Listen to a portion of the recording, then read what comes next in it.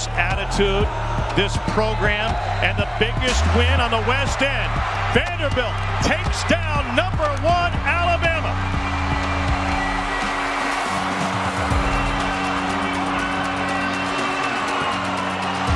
It's Unsolicited Hot Take with Thrift Behringer. I'm glad to be back in studio. We're presented by Sports Visions. Wow, what a crazy week in college football, to say the least. I have a ton of thoughts I'm going to get to here in just a moment. Second segment, I had to bring him back on because his 49ers suck. And Brock Purdy, even though he's looking good, 49ers blew another game. They're 2-3, and yet they're probably still going to win the division. But Richard Olger comes on.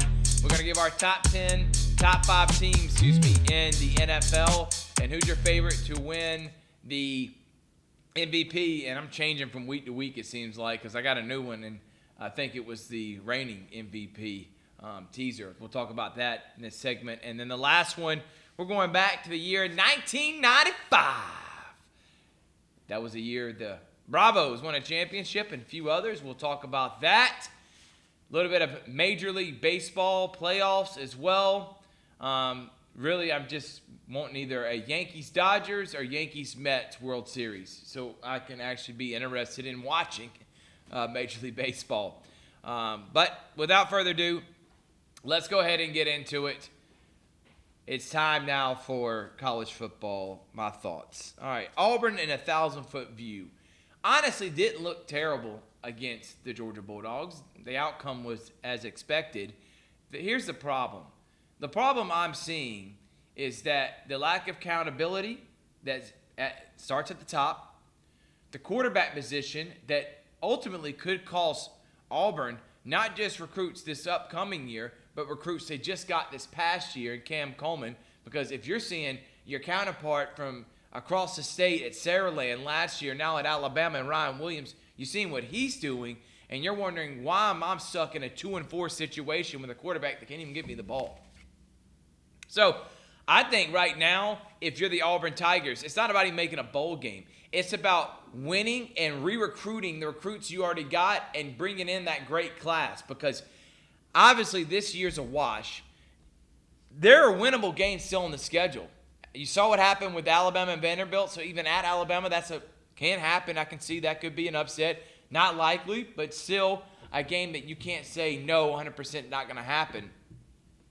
At Missouri, at Kentucky, both those can be winnable games. A&M, as good as they looked against Missouri this past week, that's at home. Vanderbilt, and then Louisiana Monroe. You need to go 4-2 to end the season to get to bowl eligible. Now, best case scenario, you do go 4-2, you get some momentum, the offense looks a lot better, and you keep the recruits, you bring in a top recruiting class, and you go in the transfer portal and get someone, anybody that is going to be just not going to turn the ball over and lose you games at the quarterback position. But how far they are away from Georgia is it's the gap keeps widening, and I don't know if it's ever going to close if Auburn doesn't do something fast, specifically Hugh Freeze. So I'm hoping something changes here, because when I'm looking at this Auburn program, there is a likelihood they also can lose every one of the SEC games they have left, beat Louisiana Monroe, and finish 3-9, 0-8.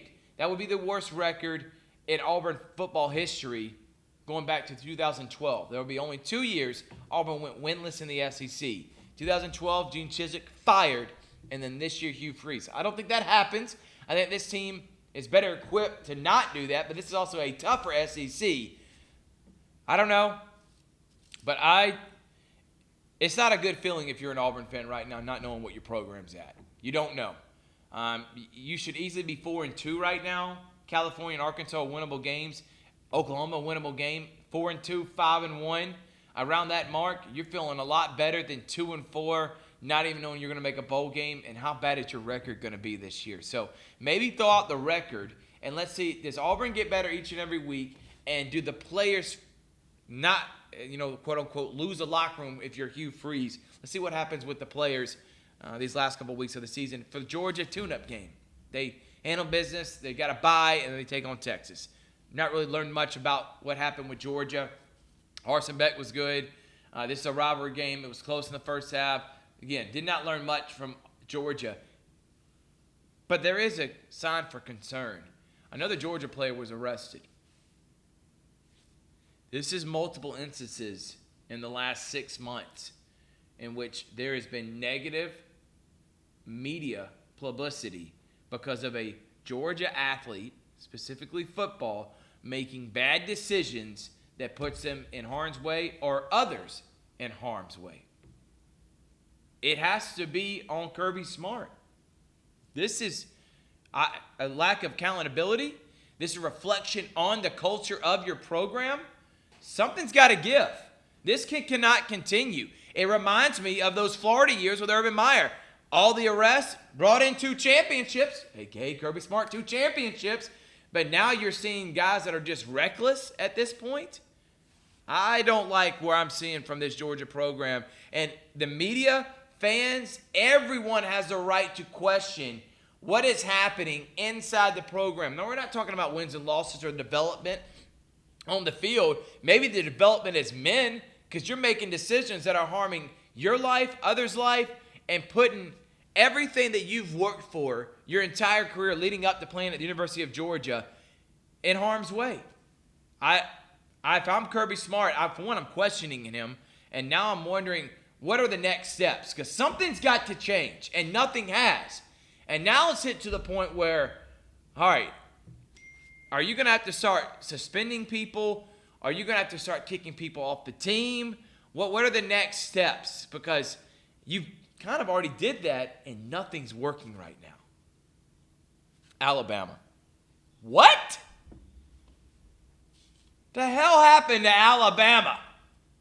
I didn't want to believe it.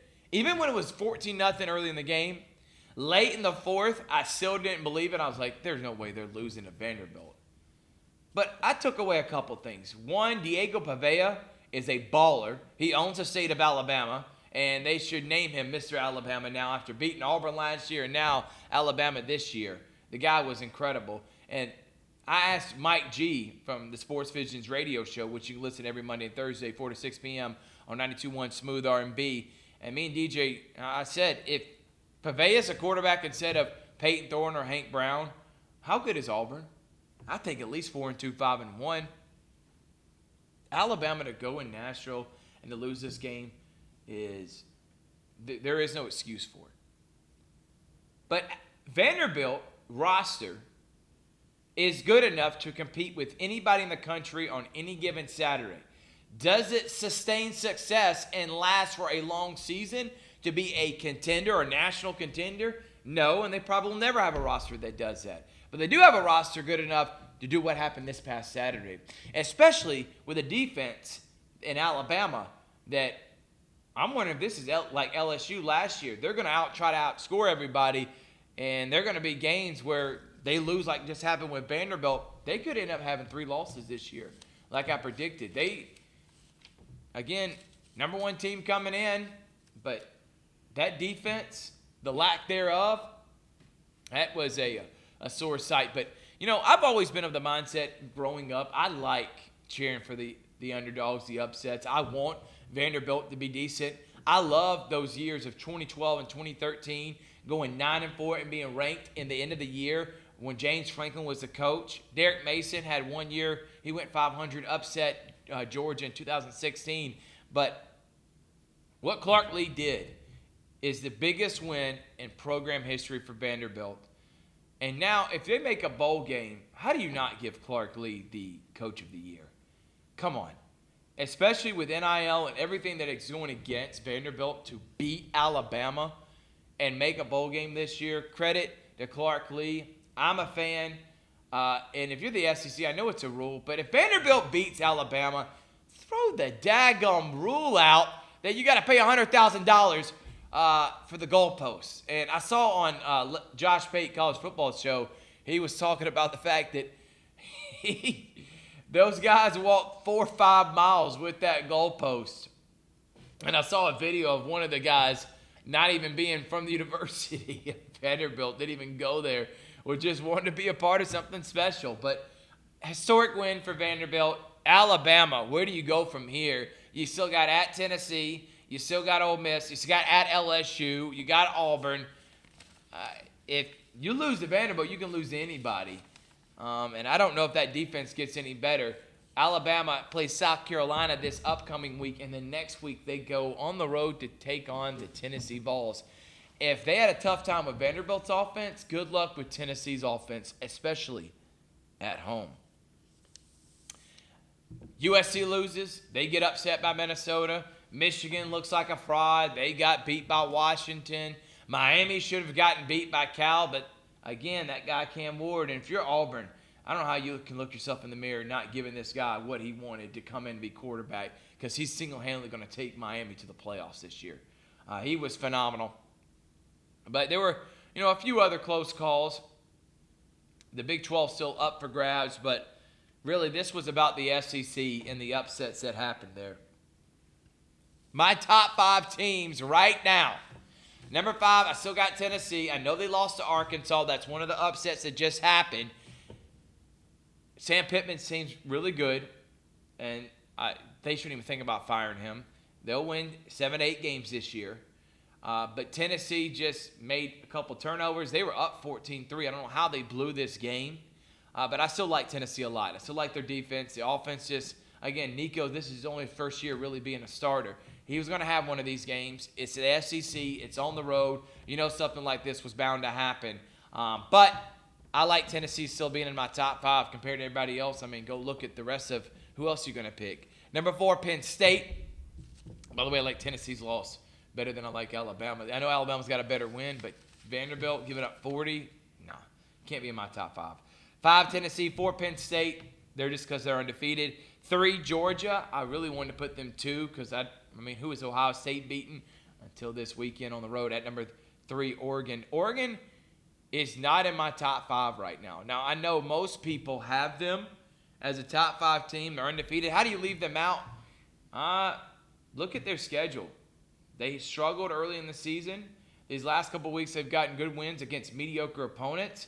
We'll learn about both Ohio State and Oregon. Oregon's probably 6 for me, or you can say they're tied for 5th with Tennessee. Ohio State 2, and Texas comes in at number 1. You got the Red River Robbery back this week. Texas beats Oklahoma by 3-4 touchdowns. I don't even think it's close. I don't care they had a bye. I don't like Oklahoma's offense. I didn't like how they looked against Auburn. And if Quinn Ewers or Manning's playing quarterback, give me Texas. Matthew McConaughey beating his chest with his shirtless cowboy vest all Saturday long at 3:30.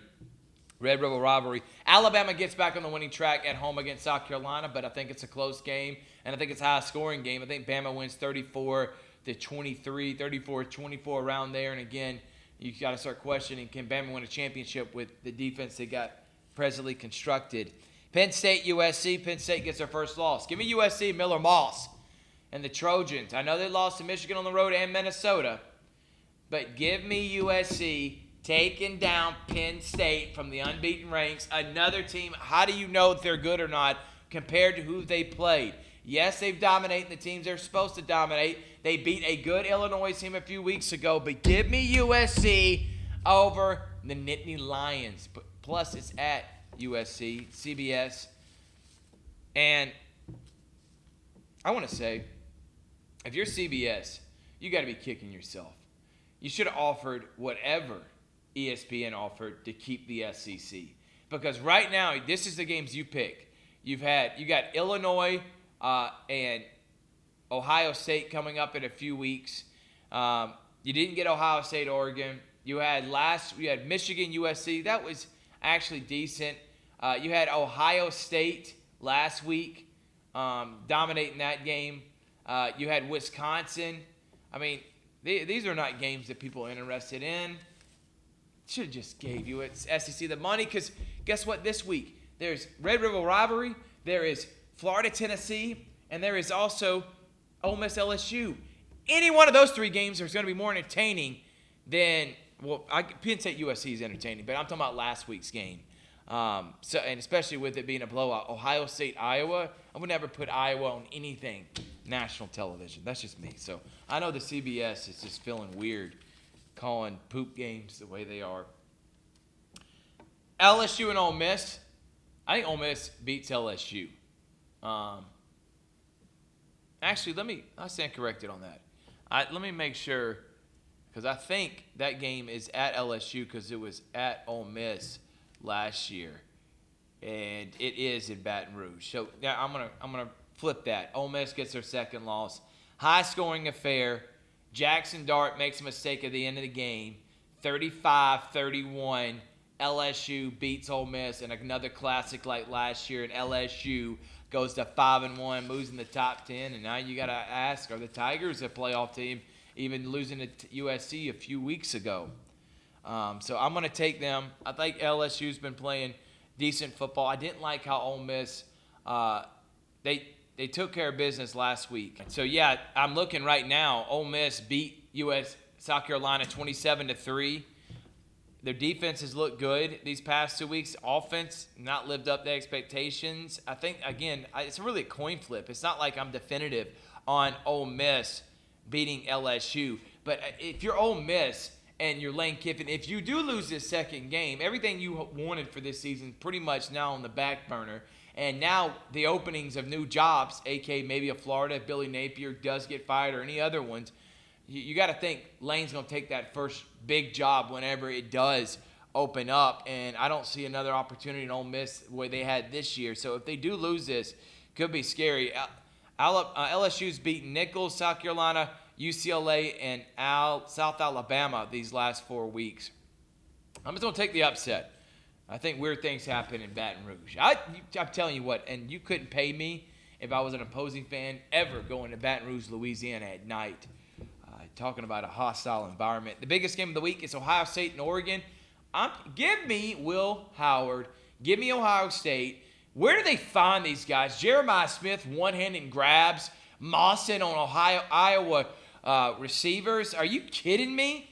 Like, that guy's phenomenal. It's wide receiver U at Ohio State. Howard doesn't make mistakes. He's a big game quarterback. The defense looks really good. Give me Ohio State at Oregon. 28-20 win over the Oregon Ducks. I'm not ready to buy and a believer in them. Ohio State goes undefeated this year. They're on a redemption tour. Give me Ohio State. And they start raising eyebrows around the country. Is Ohio State really, this is their year? Ryan Day's best opportunity with how wide open college football is right now to win a national championship. Jalen Milroe obviously had a huge ding in his Heisman Trophy campaign. I still would put him in the leader house, but obviously that is just as much wide open as anything else is right now in college football. We're going to take a break. When we come back, Richard Holdridge is going to come on, and we're going to talk some NFL on Unsolicited Hot Take with Thrift Behringer here on the Georgia Alabama Sports Live Facebook page, Thrift Behringer Facebook page, and the Georgia Alabama Sports Live YouTube channel. We'll be right back after this.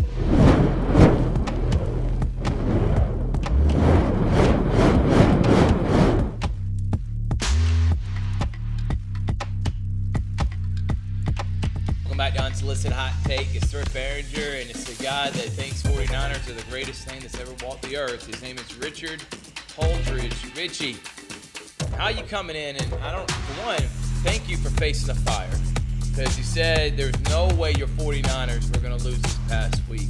Not only did they lose, but they lost in dramatic fashion. Are you okay? Is your fan base okay? Is Shanahan getting fired? What's going on? What's your mindset? Well, I kind of feel like it was the typical Kyle Shanahan special, blowing a fourth quarter lead. The 49ers had the game won. They were up 23-13. The Cardinals just shut them out in that second half. Jordan Mason fumbles when the 49ers had a chance to put it away. Jake Moody got hurt, so they couldn't even attempt a field goal. Kyler Murray is just a very tough quarterback to stop, and the 49ers struggle against Kyler Murray. And the Cardinals wanted it more, and right now I'm not panicking just yet because Christian McCaffrey is going to be back, but I do feel that the 49ers Super Bowl window is closing very shortly, and with the firing of Robert Saleh in New York, I know wishful thinking is, oh yeah, bring him back on as the defensive coordinator. I don't know if he would even want to be the defensive coordinator. I think that he could get any defensive coordinator job anywhere in the NFL, even a head coaching job. Did you hear what's happening too speculation, but they said that Robert Saleh was wearing a Lebanon flag. I think it was Lebanon. I'm going to have to see what that, but he's wearing a flag on his shirt that he was wearing.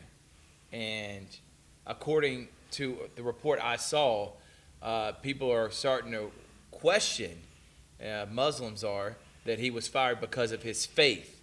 And Woody Johnson obviously has not come out to deny that. Do you know anything about that type of speculation? I don't know any speculation on that. All we can do is that we know the facts that he wasn't getting the job done on the field of play. The Jets are 2-3. You brought in Aaron Rodgers because you thought you were going to win a Super Bowl. That the Jets had a complete team, and you can't really put all this blame on Robert Saleh. You got to put this on the general manager for exacting. Go ahead, Richard. You got to put it on the fact that they drafted Zach Wilson, who has been a complete bust. All right, so there's a radio host that came out and said Robert Saleh wearing Lebanese flag on his sweatshirt in London game played factor in Jets firing.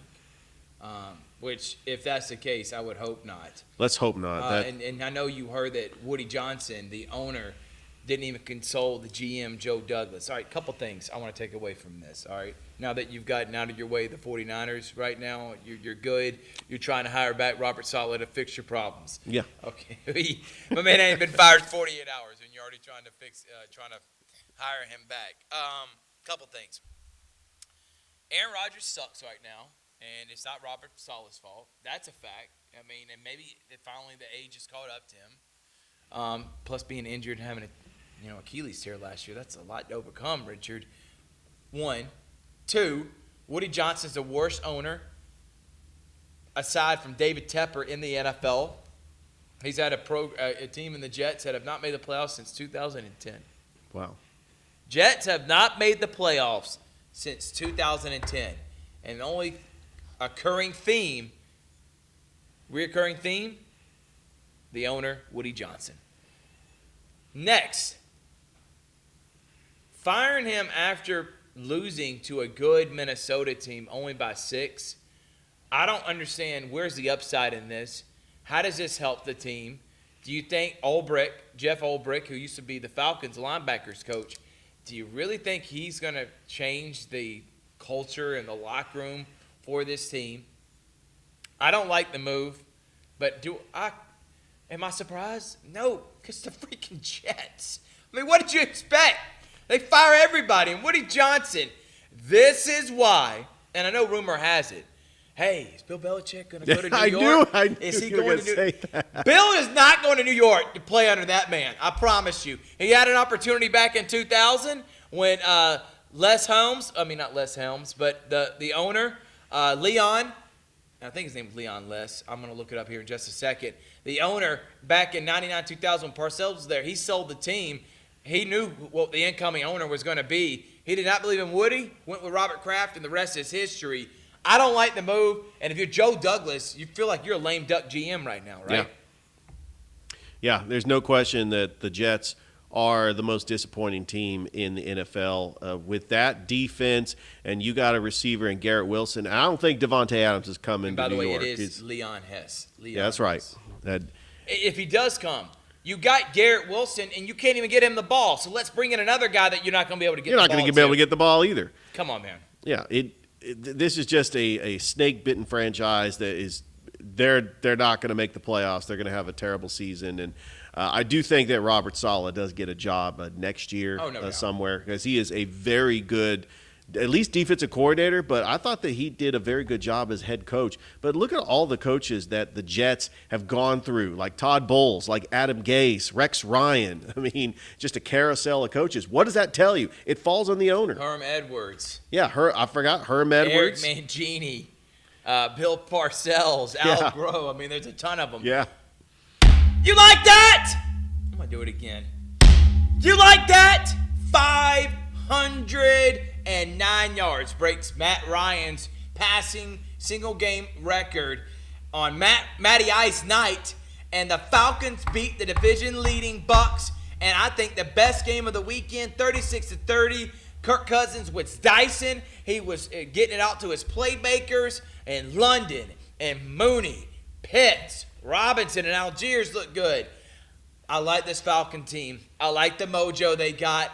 Why? They're winning games they have lost these last couple years. These close games that they are right in the thick of it. Now they've won 3 of those. The Eagles, the Bucks, and the Saints, all down to the wire. How about these Atlanta Falcons now in sole first place in the division? Big win. Baker Mayfield's legit. He's another Pro Bowler. Oh, yeah, if you're he the is. Bucks, you're signing him long term. This guy's he's going to be your quarterback for the next 5 to 10 years. The Bucks are going to make the playoffs. The NFC South is going to have maybe at least 2, maybe 3 teams with how wide open the NFC is. But the game of the week, Falcons-Bucks, I predicted it, and it's high scoring. And now the offense starting to come around. The defense, is still competitive. I like where the Falcons are at. They played the lowly Panthers. They're going to beat them by 30 this week. Falcons be 4-2. I like what I saw last Thursday. How about that win? And then getting, he is the ageless wonder. Al Michaels is still the GOAT, man. Love him. I'm not a believer in Kirk Herbstreit in the NFL. I think he should have stayed, in college. Yeah, I would have preferred to have an NFL guy, but it's still Al Michaels, and you can put anybody with him, and it's going to be great. But how about that win? Yeah, it's funny how the difference that a quarterback makes. And when you go from Desmond Ridder, who literally cost you 6 games last year, and Kirk Cousins, who had to come back, and how about Younghoe Koo getting a 52-yard game-tying field goal to send it to overtime?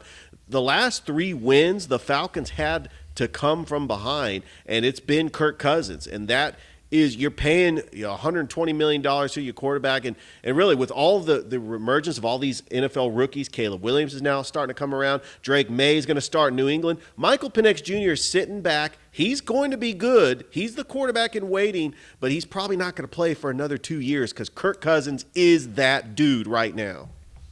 You like that? I do like that. Do you like that? Yes, I like that. It's Kirk O'Chains, baby. Put some respect on his name. Give me Kirk O'Chains over Brock Purdy. I'm kidding. I love Brock Purdy. He's actually played good football right now. Yeah, he has. All right, let's move on.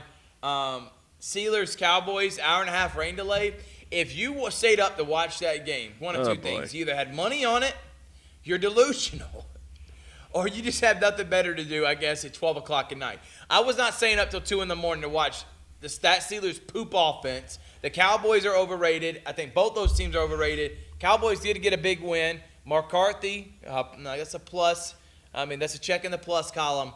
But I didn't watch a second of that. Didn't really care, and I'm glad I didn't. I want to say something about this game. This really grinds my gears because this is how much love they give the Dallas Cowboys. Every national sports talk show in the morning starts their show with the Dallas Cowboys. They're not relevant like they were 25 years ago. They are no longer America's team. I don't understand all this love for the Dallas Cowboys. And, if Skip Bayless was still on Undisputed, he would just go on a love fest for the Dallas Cowboys. So I'm guessing you don't watch Skip Bayless's YouTube when he's reading off his notes. I do not. I would watch him on Undisputed, but You're not watching his YouTube, Rich. You're a Skip guy, man. I love Skip Bayless, but I loved him on Undisputed. So now he's not there.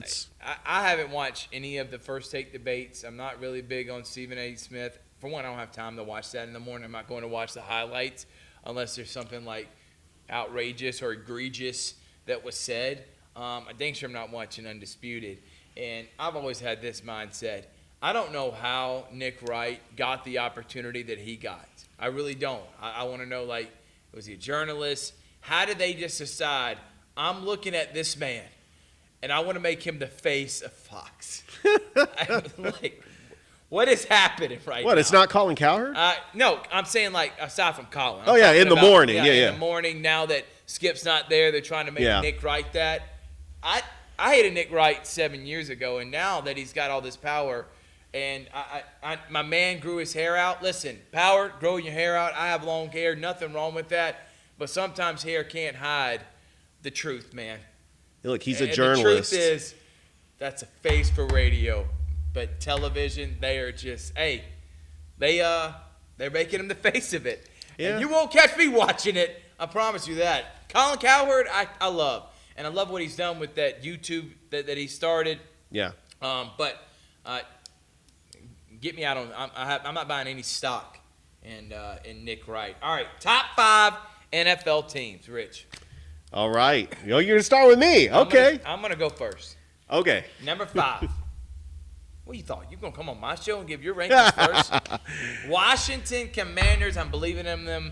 They're going to outscore everybody. They got the hottest offense in the NFL. Jaden Daniels, as long as he doesn't turn into a RG3 scenario and stays healthy, I like the Commanders. Cliff Kingsbury is the best offensive coordinator right now in the NFL. And how about Danny Quinn, 4-1? They're my favorite to win the NFC East. Number 4, Baltimore. Lamar Jackson's my favorite to win MVP. Derrick Henry is just obliterating anybody that's in front of them. And by the way, both those teams face off. They were trying to flex because the NBC game is Bengals-Giants, which will be competitive. The Giants just beat the Seahawks. The Bengals should have beat the Ravens. I don't know how they missed that field goal, McPherson. But the Bengals are 1-4. The Giants are 2-3. They were trying, because this is the first time that, Washington being in Baltimore, being near Baltimore, being in Maryland, letting these two very close cities, should be a rivalry game. Then they're both good. Why not put that on NBC? They were able to flex it. But number 4 is Baltimore. 3, the Lions. 2, undefeated Chiefs. And my number 1 team, even though Darnold did not look good this week, give me Minnesota and Kevin O'Donnell as the number 1 team in the NFL right now. That's a pretty good list, Thrift. All right, my top 5 teams. Number 5, I'm a believer, the Atlanta Falcons. I almost 3 had and them. 2. They're number 6 for me, Rich. They could easily be 5-0. They got an easy schedule. As Kirk Cousins just continues to get more comfortable with this offense, I think not only the Falcons are going to make the playoffs, but they're going to win the division, and they could make a deep run in the playoffs. My number 4 team, the Houston Texans, they are 4-0. Their only loss was to the Minnesota Vikings. Nico Collins might be one of the front runners for Offensive Player of the Year. C.J. Stroud in his 2nd year. I just love just the overall performance of the Houston Texans. My number 3 team is the Detroit Lions. I think that Jared Goff having that perfect passer rating. The Lions, with the NFC being as wide open as it is, I think that the Detroit Lions is really having a great season. My number 2 team, the Minnesota Vikings, because they're undefeated. But Sam Darnold, now that he's got Jordan Addison and he's got Justin Jefferson, Sam Darnold could actually compete for MVP of the league. And then my number 1 team, they're the champs, the 2-time champs, and until you beat them, they are still the champs. And I just think the Kansas City Chiefs have been toying with everybody. They were showing off on Monday night against the New Orleans Saints. Patrick Mahomes passed for 338 yards. Taylor Swift was in the audience, so Travis Kelce had to have a big game. And even though Rashid Rice is out for a while, even though they signed Kareem Hunt off the street, you got to remember it's Andy Reid, it's Patrick Mahomes, it's Steve Spagnuolo, it's Travis Kelce, it's Chris Jones. Those 5 are the reasons why the Chiefs are the team of the 2020s and that they're probably going to win a 3rd straight Super Bowl. Can't respect your opinion right now, man. You left off several key names, but one in particular from that list, and that makes me question. No, you keep up with the NFL, man. All right, so who's that guy? Who's the guy? And I'm serious about this. Who is it? How do you not know this? And you got to be better than that, Rich. Taylor Swift. If Taylor Swift is not at every single game and her Swifties are not cheering on the Chiefs, how would they be able to do it? It has nothing to do with Andy Reid, Patrick Mahomes. It's Taylor Swift, the Swifties. How do you forget that name? She Rick? was not there Your daughter when they would be won. ashamed of you right She now. was not there when they won the first 2 Super Bowls. I'm talking about the core 5 people I was know the what reason you're why talking about, they have Rich. won back-to-back Super Bowls. I It's agree. these 5 people. I know it, but come on. You can't leave off Taylor Swift now. No, I'm being facetious. They're making a Lifetime movie about Taylor Swift and Travis Kelce. I wouldn't doubt it. And you'll catch Richard by the fire watching the Lifetime Christmas movie, Taylor Swift and Travis Kelce. All right, coming up this week in the NFL, couple games I did want to make note of. San Francisco, I think, beats Seattle. Yeah, they will. If you better hope they will, because if not, there'll be 2 games back, and then already losing once to the Seahawks. The Falcons are going to beat the Panthers. I don't think it's close. I think the Bucs beat the Saints at the Saints, and I think the 3 games that I really am interested in watching. Commanders at Ravens. Ooh, what a great game. I think it's going to be a high-scoring 45-41. I think LJ and Jaden Daniels put on a show. But give me the Ravens in winning that. Bills and Jets. There's no way they're firing Robert Saleh in this. They're going to still make the playoffs. At the Jets, somehow Rodgers gets booed on the field. Give me the Bills with a win. And then Lions and Cowboys. I think the Lions, and I think they win 34-17. I think they actually dominate the Cowboys. So give me those wins. Anything else you want to add in the NFL, Rich? No, it's going to be a great weekend of football. I'm excited. I can't wait, and I can't wait to talk about it next week. We're going to take a break. When we come back, Nerd Alert, it's year 1995. What happened that year in the wonderful world of sports? Unsolicited Hot Take with Rip Barron. We'll be right back after this.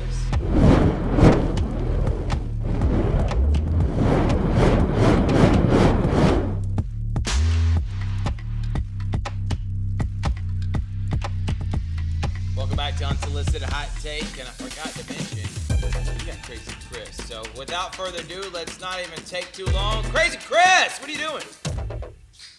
I knew it. Popping open a cold one. It's been a long week for Crazy Chris. For the audience at home, they don't know if that's a canned Coke or a canned Bud Light, but let me just say one thing. If you know Chris, you'll know what it is, I promise. How about them Falcons? Woo, baby. Woo. That Kirk Cousins, huh? Came on out there. He said, you don't like this? Did the swag and swerve? I tell you what, boy, Magic City hasn't been this excited since I don't really think they've been this excited before.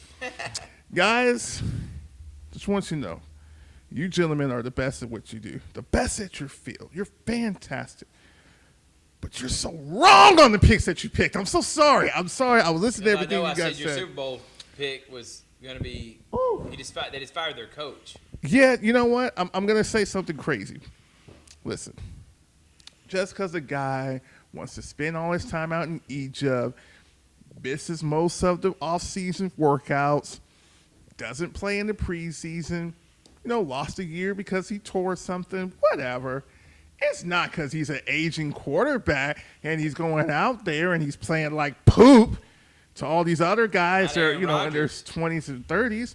And, you had a coach that, came from a good team with a great defense, and your defense has been phenomenal. Pretty much has kept you in all the games. You could easily be undefeated right now, but no, because he had Zach Wilson and some bad management. Get him out of here.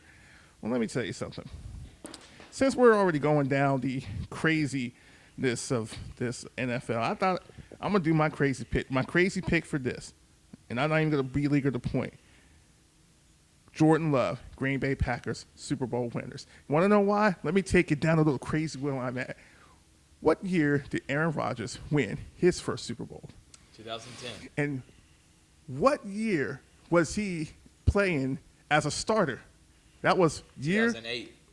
So that was his second year in 2010. Third year, that he's had started. And remember, they were up and down that season. Rodgers got a concussion. He was out for some games. It was a Sunday night. Matt Flynn had to take over. There was a Sunday night game against the Patriots, which they should have won, but they didn't. They were 6-6. They turned the gambit. They win their games. So you're saying this situation is the same as Mike McCarthy and the Packers situation and Aaron Rodgers? I'm just saying that Jordan Love has seen really, really good. The Packers are the team that I don't think anyone's really picking to go on a Super Bowl run, but they could. And, again, you did your top 5 teams, and as a Falcons fan, I don't put them top 5, but I think they could be top 5. And, you can look at a lot of teams that sit here and say, like, they could run that table and do something. But, no, my crazy pick, I got to say it. Because all the craziness is going on, that's going on right now, and Aaron Rodgers seems to be this. On the edge of a seat right now. Richard, I know, buddy. Listen, I'll even give you a crazier pick. I don't even think the 49ers Super Bowl window's closed. I don't think it's really that bad. This is the point where they have to really see how good of a coach Kyle Shanahan is. Because even if you did win the Super Bowl, you weren't going to keep the team that you got. At some point, Debo and the rest of those guys are going to break up. It was just going to happen. Yeah. So you have to choose. Is Purdy really worth the money that you want to do, or do you go and invest in something else? So I think that they'll be fine, but it ain't going to be easy. The rest of the division going to get better. But no, my crazy pick, go ahead. Jordan Love, Packers, Super Bowl collision, it's going to happen. Who are they playing? The Jets? Oh, man. You know, a few weeks ago, Rodgers I came and said Falcons Jets, and it would be so funny. And, you know, you said something earlier that I liked, where you were like, the best World Series we could have right now is Yankees-Dodgers, because any other matchup, no one's really going to care about it. Right. If you have a Royals-Mets World Series again, I'm sorry. I'm falling asleep. What are you? Yeah, I am. Even though they're two completely different teams and they both make the playoffs. But no, you know what? If I had to just throw it out there, since I'm going crazy with the Packers, man, I'm gonna, you know what? Screw it. I don't care. Chargers. Bam. I said it. Justin Hurts has an MVP season. Whatchamacallit takes them to the AFC title game against the Baltimore. Whatchamacallit Harbaugh. The Harbaugh's coming back again, baby. We're going to have Lamar Jackson and the other Harbaugh playing. Yeah, you can only have the Harbaugh AFC championship. Hey, I'm fine with that, my friend. That's going to work out just fine. Listen, you don't want to hear any more of my crazy picks. I got a whole bunch of them, but this thing's not going to drink itself, guys. So I want you to finish this thing. Chris. You got a good year of 95 coming up. And, baby.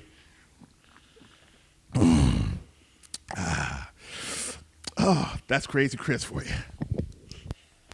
I'm sorry for everyone that had to hear that is listening via our podcast right now, as Chris is picking a huge upset. He's got Chargers and Packers in the Super Bowl. Take it to Vegas, baby. I'm speechless. Only Crazy Chris can do something like that. All right, year's 95. Yeah, it was a good year. Braves win their first World Series in their history as the team that was in Atlanta, as they beat the Cleveland Indians in 6. That's the game where David Justice in Game 5 at Cleveland said it would have been nice to have our fans like that. They actually booed him in that Game 6 against the Indians, and then guess what? David Justice hit a home run late. Yeah. And Tom Glavine was the pitcher. Pitched an unbelievable game, and the Braves finally beat the Indians after losing to the Phillies in the NLCS 2 years before, because remember the year before was the strike season, 94. 93 lost to the Phillies in the NLCS, then losing to the Twins and the Blue Jays in back-to-back World Series in Game 7s too, like that, Richard. Unbelievable. But Braves beat the Indians in 95. That was a good year. Also in 95, the Dallas Cowboys. I read a whole book on the Cowboys feud in the 90s and the craziness that happened with that locker room and with those players. And obviously, you know, Barry Switzer is not known for his pedigree on the coaching, the gridiron in the NFL. But he did get a Super Bowl win. I mean, obviously he stepped into a winning program already. But Larry Brown was the MVP as he beat the Patriots, the Pittsburgh Steelers, which was a close game. But O'Donnell blew it. 27-17. And that was a young Bill Cowher. And they also won the conference championship against San Francisco. No, the Packers. The Packers, yep. And they beat San Francisco San Francisco beat them the year before in the conference championship. They beat the Packers. The Packers would then go on to win the championship the next year against the Patriots. But the Dallas Cowboys win the win the Super Bowl that year. Do you know who the NFL MVP was, Richard? Yeah, that was Larry Brown because he had the MVP for the entire league. Do you know who that was? that would be Steve Young. In 95? In 95, Steve Young. No, Steve Young was actually in 1994 when they won the championship. Oh, it's Brett Favre. Okay. Brett Favre, who won first of his 3 straight 95, 96, 97 MVP. Yeah, that's the gunslinger. He started a run where the Packers would own the 49ers in the playoffs. In 95, huge upset. They lose to the Packers. I thought the 49ers were going to go back-to-back. You know, they beat the Cowboys in the regular season. And guess who beat the 49ers the last game of the regular season to deny them home field advantage? The Atlanta Falcons and Jeff George. Yep. And guess what? It ended up hurting the 49ers, and they didn't end up making a deep run. By the way, 95 finals was Rockets and Magic. Nick Anderson missed those free throws in game 1. He never recovered, and then the Rockets were going to sweep them. That's the heart of the champion, Rudy Tomjanovich. 6 seed. With Clyde. Clyde Drexler. They actually came back down 3-1 to the Phoenix Suns. I do remember that. I don't know if you remember that. And the Utah Jazz in the conference finals, and then win the championship. It was unbelievable what they did that year. And that's also when Jordan came back. Nick Anderson makes fun of Jordan. 45 is not 23. And then that night next year, the Bulls had the greatest regular season until the Warriors in 2016, 72 wins. Michael Jordan wins MVP, and they smoked and swept the Magic. Anderson was an afterthought, and then they beat the Seattle Seahawks. They were up 3-0. They ended up winning in 6 against them. Nebraska and Florida played in the championship in 95. This was back-to-back championships for Nebraska. Finally, Tom Osborne gets back-to-back. This is what I think between them, Miami, and a few other teams are the greatest teams in the history of the sport. No question. They won every game by double digits. They dominated anybody that was put in front of them. They had several top 10 matchups, and they played the number 2 team, undefeated Florida. That was the first time Florida ever went undefeated in a regular season under Steve Spurrier and Danny Werfel, and they won 62-36. I do remember that. Not Tommy Armstrong, but Tommy Frazier had the long-distance touchdown run, and they killed Nebraska. Florida did get redemption winning the championship next year and beating Florida State in that Sugar Bowl. But Nebraska won back-to-back. They were dominant. 95, UCLA beat Arkansas in what was going to be back-to-back championships for Nolan Richardson's team and Corliss Williamson. But UCLA and Ed O'Bannon. Remember him? Yeah. Yeah, he sued somebody. He's the reason why we didn't have NCAA football for an entire decade. Jim Herrick was also the coach. What other place did Jim Herrick coach at? Pepperdine and Georgia. And he was actually fired from Georgia because of getting in trouble, just like he did with UCLA. Georgia was a number 3 seed in 2001. Yeah, and then Jermaine Jones, Jarvis Hayes. Yep. 96, Kentucky played Syracuse, and that was Tony Delk. That team, 34-2. Rick Pitino was the coach then. They were John Wallace was on that Syracuse team. Yeah, just absolutely dominant. Kentucky won the championship in 96. UCLA won it in 95. Jeff Gordon won his first championship, and the young up-and-comer, remember everybody was the greatest of all time, and everybody's opinion was Dale Earnhardt at the time, or Richard Petty. Yeah. But Jeff Gordon won in 95, and then I had to make mention about 96. It's not the same year, but my dad's favorite racer growing up was Terry Labonte. And Labonte won his second championship in 96. And then the New Jersey Devils won the NHL championship that year as well, Richard. Any other things we're leaving off that you can think of? Well, 95, were you talking about I think you mentioned them all. I think that's all of them. I do think 95 was also, you talked about, the strike year. Jordan was getting ready to play baseball, but he decided to come back. And let's see who won the 1995 NBA MVP. Do you know? That would be the Admiral. And you know David why? Robinson. Because he scored 70 points in the final game to actually up in Shaq in the scoring title. Record, I do remember that. Title, and he ended up winning the MVP that year. Well, we had a lot of fun. Make sure to watch and listen to the Sports Vision radio show every Monday and Thursday, 92.1 Smooth R&B, and the Sports Vision's Facebook page, 4 to 6 p.m. Georgia Alabama Sports Live. We got a quadruple header coming up. Not a quadruple, but triple header. We got the Midtown Showdown, we got the Brucelli Jug, and we got Stars Mill and Harris County. We'll see you next time on Unsolicited Fiery Hot Take with Rick Behringer and Richard. Well, with Rick Behringer, but this week Richard Holdridge was there. Not trying to kick you out, Rich, but hey, his 49ers got a big one tonight. He needs to get home. I know you're ready to run and see Brock Purdy blow another lead. We'll see you next time. Bye, everybody.